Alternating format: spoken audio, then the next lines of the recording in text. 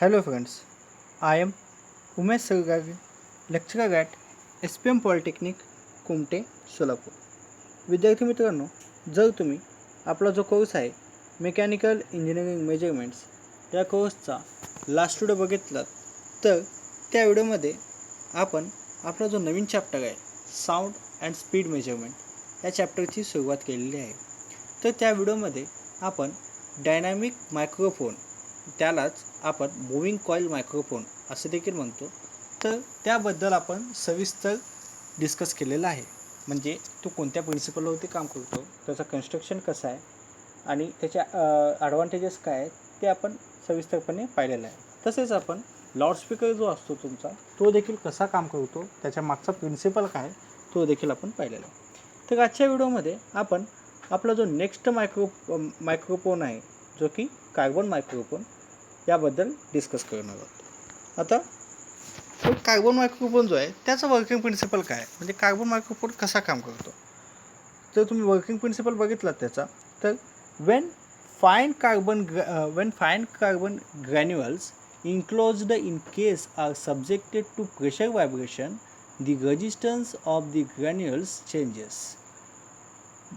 When connected in series with the load throughout a DC supply, current changes occurs to the change in resistance.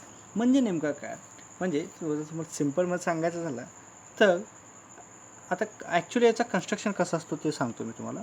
तर आपला जो previous जर तुम्ही जे microphone बघितलात सेम त्या मायक्रोफोनवानीच याचा कन्स्ट्रक्शन असतो. पहिला वरती काय असतो तुमचा प्रोटेक्टिंग कवर म्हणजे काय हो, तुमचा जो मेटल ग्रीड असतो म्हणजे जाळीदार मेटलचा जो जाळी तुम्हाला दिसत असतो तर त्याला मेटल ग्रीड किंवा प्रोटेक्शन कवर असे म्हणतात. तर त्याच्या आतमध्ये कसं असतो, तर त्याच्या आतमध्ये एक डायफ्राम असतो. इथं तुम्हाला डायफ्राम दिसत आहे. डायफ्राम म्हणजे काय हो, मेकॅनिकल एलिमेंट असतो, एकदम थिन्न प्लेट असतो, ज्यावरती तुम्ही प्रेशर एनर्जी अप्लाय केला की तो काय करतो, त्या प्रोपोर्शनली तो डिफ्लेक्ट होत असतो. तर यामध्ये एक मेटल डायफ्राम केलेला असतो आणि मेटल डायफ्रामला सपोर्ट कोण केलेला असतो, तुमचा स्प्रिंग जो असतो तो सपोर्ट केलेला असतो. तर मेटल डायफ्राम जो आहे तो एका प्लंजरला कनेक्ट केलेला असतो, म्हणजे एका प्लेट असतो. आणि एक फिक्स्ड प्लेट असतो. तर ॲक्च्युली कसं असतो, एक मुवेबल प्लेट असतो, एक फिक्स्ड प्लेट असतो. हा जो रेड पार्ट आहे हा तुमचा फिक्स्ड प्लेट आहे आणि हा जो आहे हा मुवेबल प्लेट आहे. म्हणजे आणि यामध्ये काय केलेलं असतं, तो यामध्ये हा जो सेक्शन राहिलेला आहे म्हणजे दोन फिक्स्ड प्लेट आहे, मुवेबल प्लेट आणि फिक्स्ड प्लेट, या दोघांमधला जो गॅप आहे इथं तुमचे कार्बन ग्रॅन्युअल्स म्हणजे कार्बनचे जे ग्रॅन्युअल्स असतात छोटे छोटे तुकडे ते यामध्ये ॲड केलेले असतात. म्हणजे ते त्याच्याने पूर्ण फिलअप केलेला असतो, त्यामध्ये भरलेला असतो. तर याचा वर्किंग प्रिन्सिपल कसा होतो ते सांगतो. तुम्हाला माहीत आहे कार्बन काय हो, तो कार्बन काय करतो, म्हणजे कार्बनमधनं तुमचा जो इलेक्ट्रिकल सिग्नल आहे तो तुम्ही पास करू शकता कार्बनमध्ये. तर ॲक्च्युली याचं वर्किंग प्रिन्सिपल कसं आहे बघा. तर तुमचा जो कार्बन ग्रॅन्युअल्स असतात त्यामध्ये काही प्रमाणात पोरोसिटी असतो. पोरोसिटी म्हणजे तुम्हाला माहीत आहे की पोरोसिटी जसं आपण स्पंजमध्ये वगैरे बघत असतो, म्हणजे स्पंज कसा असतो, जर तुम्ही त्यात ठेवला पाण्यात वगैरे ठेवला तर तो पाणी पूर्ण शोषून घेत असतो. त्या अशा पद्धतीनं ते पोरोसिटी असतो त्यामध्ये. म्हणजे आपण त्याला प्रेशर अप्लाय केलो की स्पंज जो आहे तो तुमचा कॉम्प्रेस होतो, मग प्रेशर रिलीज केला की तो पुन्हा त्या ओरिजिनल पोझिशनला तो एक्सपांड होत असतो. ते कशामुळे होतो, त्यामध्ये पोरोसिटी असतो. मग पोरोसिटी म्हणजे कार्बन ग्रॅन्युल्स जे असतात त्यामध्ये देखील पोरोसिटी असतो. मग ॲक्च्युली याचा वर्किंग कसं होतं सांग. तर यामध्ये पहिला आता ॲक्च्युली बघितलात तर तुम्ही इथं जे ॲक्च्युली जे कार्बन ग्रॅन्युल्स आहेत ते इथे ॲडमिट केलेले आहेत. जेव्हा तुम्ही जो तुमचा डायफ्राम आहे डायफ्रामला डिफ्लेक्ट करता, म्हणजे डायफ्राम जो आहे तुमचा डायफ्राम डिफ्लेक्ट होतो. म्हणजे ज्या डायफ्रामवरती तुम्ही जेव्हा प्रेशर अप्लाय करता त्यावेळी काय होतं, तुमचा डायफ्राम काय होतो, डिफ्लेक्ट होतो. मग डायफ्राम जर खाली आला की तुमचा प्लंजर किंवा तुमचा मूव्हिंग प्लेट आहे तो खाली येतो आणि फिक्स प्लेटच्या जवळ येतो. मग त्यामुळे काय होतं, यामध्ये जे कार्बन ग्रॅन्युल्स आहेत यामध्ये ते काय होतात, ते कॉम्प्रेस होतात. कार्बन ग्रॅन्युल्स कॉम्प्रेस होतात. मग कॉम्प्रेस झाले कार्बन ग्रॅन्युल्स जर कॉम्प्रेस झाले तर काय होतं, तुमचा जो सिग्नल आहे इलेक्ट्रिकल सिग्नल, त्या इलेक्ट्रिकल सिग्नल्समध्ये चेंजेस येतात. तुम्हाला माहीत आहे की जर सपोज समजा पहिला कार्बन मॉलिक्युल्स असं होते, त्यामध्ये पोरोसिटी होतं म्हणजे एअर गॅप होता. तर एअर काय हो, तुमचा कंडक्टर बघितलं इलेक्ट्रिक कंडक्टर, तर एअरमधून इलेक्ट्रिकल कंडक्शन जो आहे तो कमी होत असतो. म्हणून जेव्हा तुमचे कार्बन मॉलिक्युल्स जे कार्बन ग्रॅन्युल्स आहेत ते जेव्हा म्हणजे एक in form of the expand किंवा म्हणजे जेव्हा ते म्हणजे फ्री फॉर्ममध्ये असतात त्यावेळी त्यामध्ये पोरोसिटी असल्यामुळे काय होतं, म्हणजे थोडाफार एअर गॅप राहतो त्यामध्ये. मग त्यामुळे तुमचा जो इलेक्ट्रिकल सिग्नल्स आहेत ते इलेक्ट्रिकल सिग्नल्स वेगळे असतात. आणि जेव्हा तुम्ही त्याला कॉम्प्रेस करता मग त्यावेळी काय होतं, तुमचे कार्बन ग्रॅन्युल्स एकमेकांच्या खूप जवळ येतात, म्हणजे एकमेकांच्या खूप जवळ येतात. म्हणजे त्यातून एअर गॅप जो आहे तो एअर गॅप निघून जात असतो. एअर गॅप निघून जात असल्यामुळे तुमची जी आता इलेक्ट्रिक सिग्नल ट्रान्सफरची जे रेट आहे तो काय होतो, वाढतो. म्हणजे त्यातून इलेक्ट्रिकल सिग्नल जे असतात ते जास्त म्हणजे इलेक्ट्रिकल करंट जो असतो तो जास्त प्रमाणात फ्लो होत असतो. का म्हणजे आता काय झालं, पूर्ण तुमचा कार्बन मॉलिक्युल्स एकमेकांच्या जवळ आलेले आहे, म्हणजे त्यातून एअर जे आहे तो इलिमिनेट झालेला आहे. मग जेव्हा पुन्हा तुम्ही या डायफ्रामवरनं प्रेशर रिलीज करता त्यावेळी काय होतं, तुमचं पुन्हा कार्बन ग्रॅन्युल्स जे आहेत ते in form of the sponge असतात, म्हणजे स्पंजवानी ते काम करत असतात. मग ते काय करतात, पुन्हा एक्सपांड होतात. म्हणजे तुमचा डायफ्राम जो आहे तो पुन्हा ते रिअल पोझिशनला जातो, तुमचं ओरिजिनल पोझिशन जे आहे ते त्याला जातो. आणि तुमचे कार्बन ग्रॅन्युल्स जे असतात ते पुन्हा रिलीज होतात, म्हणजे त्यामध्ये पुन्हा पोरोसिटी निर्माण होतो. मग त्यामुळे पुन्हा काय होतं, तुमची करंट जी फ्लो होत आहे त्यामध्ये पुन्हा व्हॅरिएशन्स होतात. आता या प्रिन्सिपलचा उपयोग करून आपण sound energy converted into electrical signal कसा करायचा कार्बन मायक्रोफोनमध्ये. तर ॲक्च्युली काय केलेला असतो, तर याला एक इलेक्ट्रिकल सिग्नल पास केलेलं असतात इनपुटला. म्हणजे तुम्ही जे तुमचा ट्रान्सफॉर्मर असतो तिथे तुम्ही बघू शकता, एकच मिनिट. हे जे आहे ट्रान्सफॉर्मर आणि ट्रान्सड्यूसरमध्ये फरक आहे. ट्रान्सड्यूसर काय करत असतो, तुमचा एक one form of energy converted into another form of energy. जसं की आता माईक जो आहे तो ट्रान्सफॉर्मर आहे, sound energy converted into electrical signals, हे तुमचं ट्रान्सड्यूसरचं काम आहे. पण ट्रान्सफॉर्मर तसं नसतो. ट्रान्सफॉर्मर म्हणजे कसं हो, तुम्ही मे बी बेसिक इलेक्ट्रिकल्समध्ये शिकलेलं असाल ट्रान्सफॉर्मर कसं काम करत असतो, किंवा तुम्ही कोणता इलेक्ट्रिकल कॉम्पोनंट जर घेतलात, चार्जर म्हणा तुमचा कोणताही असेल, अडॅप्टर वगैरे, त्यामध्ये तुम्हाला ट्रान्सफॉर्मर बघायला भेटतो. तर काय नसतो, नंबर ऑफ मेटल प्लेट एकमेकांना म्हणजे कनेक्ट करून ठेवलेले असतात. आणि एका साईडला पूर्ण वायर गुंडाळलेल्या असतात एका साईडला, दुसऱ्या साईडला देखील वायर गुंडाळलेल्या असतात. आणि एका साईडला तुम्ही इनपुट देत असता आणि एका साईडला आउटपुट घेत असता. हे दोन्ही पण इलेक्ट्रिकल सिग्नल असतात, इनपुट आणि आउटपुट. पण ट्रान्सफॉर्मर काय करतो, तर याची जी रेट आहे, म्हणजे आता जर तुम्ही ट्रान्सफॉर्मर स्टेपअप, त्यामध्ये पण टाईप्स असतात, step up transformer, step down transformer. तुम्ही मे बी इलेक्ट्रिकल जर तुम्ही म्हणजे काय ट्रान्सफॉर्मर म्हणजे किंवा म्हणजे तुमचं बेसिक इलेक्ट्रिकल जर तुम्ही चांगलं शिकला असेल तर त्यामध्ये तुम्हाला होतं आम्ही बी step up transformer, step down transformer. म्हणजे स्टेपअपमध्ये काय होतो, स्टेपअपमध्ये तुमचा जो इनपुट व्होल्टेज आहे आणि आउटपुट व्होल्टेज आहे, तर तुमचा आउटपुटला जो व्होल्टेज आहे तो इनपुटच्या व्होल्टेजपेक्षा वाढवून भेटतो. म्हणजे एकूण इलेक्ट्रिकल सिग्नल्सच असतात इनपुटला आणि आउटपुटला. तर तुमच्या इनपुटला जर तुम्ही एखादी इलेक्ट्रिकल सिग्नल दिलात, त्याला एखादी इलेक्ट्रिकल व्होल्टेज दिलात, तर आउटपुटला तुम्हाला काय भेटतो, अपमध्ये काय भेटतो, तुमची इलेक्ट्रिकल व्होल्टेज जो आहे तो वाढवून भेटतो, म्हणजे जास्त भेटतो. इलेक्ट्रिकल व्होल्टेज जास्त भेटत असतो स्टेपअपमध्ये. आणि त्या प्रपोर्शनली तुमचा करंट जो आहे तो कमी होत असतो. Actually power is equal to V into I. Power is equal to P is equal to V into I. म्हणजे वेलॉसिटी, तुमचा जो व्होल्टेज इंटू करंट. आता व्होल्टेज जर वाढला तर तुमचा करंट कमी होणार, करंट वाढला की तुमचं व्होल्टेज कमी होणार. म्हणजे हे जे पॉवर आहे कॉन्स्टंट असतो, म्हणजे तुमचं त्या प्रोपोर्शनली तुमचा करंट देखील कमी होत असतो. मग हे झालं स्टेपअपबद्दल. जर स्टेप डाऊन जर तुम्ही बघितलं आणि स्टेपअपचं जर तुम्ही बघितलं, स्टेपअपले कॉइल्स असतात, म्हणजे जे आउटपुटचे कॉइल्स असतात त्याची कॉइल्स असतात, त्याचे नंबर ऑफ टर्न्स ते जास्त असतात as compare to the step down, as compare to the primary कॉइल्सला जेवढे असतात त्याच्यापेक्षा जास्त स्टेपअपला असतात. त्याच्यापेक्षा जास्त सेकंडरी कॉइल्सला वाइंडिंग जास्त असतात. त्या प्रोपोर्शनली जेवढ्या वाइंडिंगचे नंबर्स असतात त्या प्रोपोर्शनली तुमचा व्होल्टेज जो आहे तो वाढवून भेटतो. व्होल्टेज जो आहे वाढवून भेटतो. म्हणजे इथं 10 असतील, इथं 20 टर्न्स असतील, तर तुमचं जर तुम्ही व्होल्टेज इथं 10 व्होल्ट दिला तर इथं ऑटोमॅटिकली तुम्हाला 20 व्होल्ट भेटत असतो. त्या प्रोपोर्शनली करंट देखील कमी होत असतो. कारण power is equal to constant maintain केलेला असतो. आणि स्टेप डाऊन जर तुम्ही बघितलं, स्टेप डाऊनमध्ये काय असतो, सेम अपोजिट. स्टेप डाऊनमध्ये जर तुम्ही बघितलं, प्रायमरी वाइंडिंग जास्त असतात, सेकंडरी वाइंडिंग कमी असतात.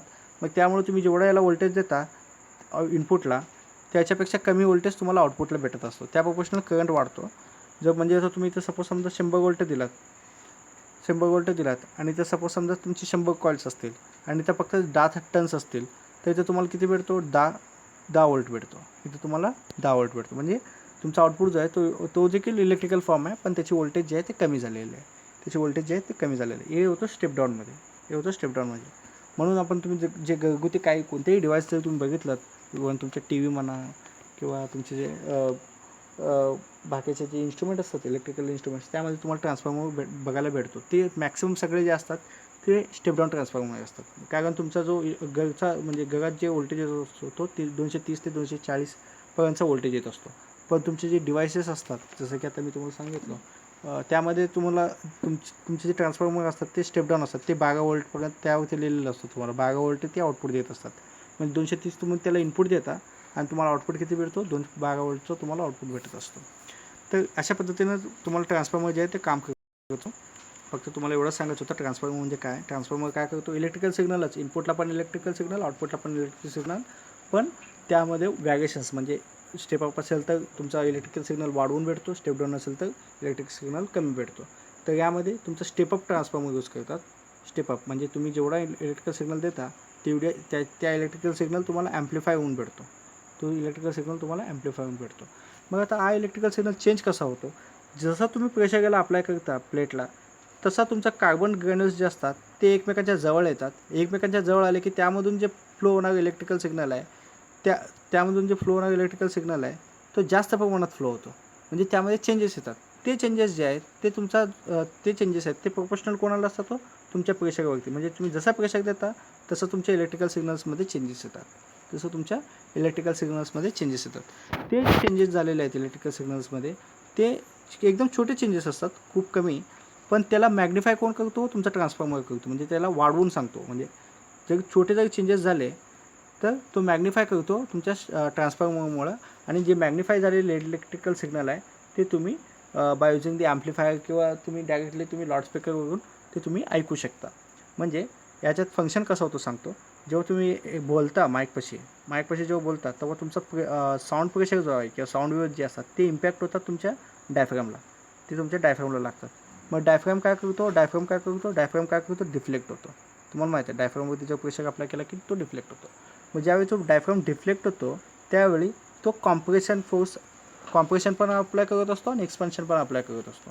आता कॉम्प्रेशन जेव्हा अप्लाय करतो त्यावेळी काय होतं, जेव्हा वेव्हची जे प्रेशर जास्त असेल तर तो कॉम्प्रेस करत असतो कार्बन ग्रॅन्युलला.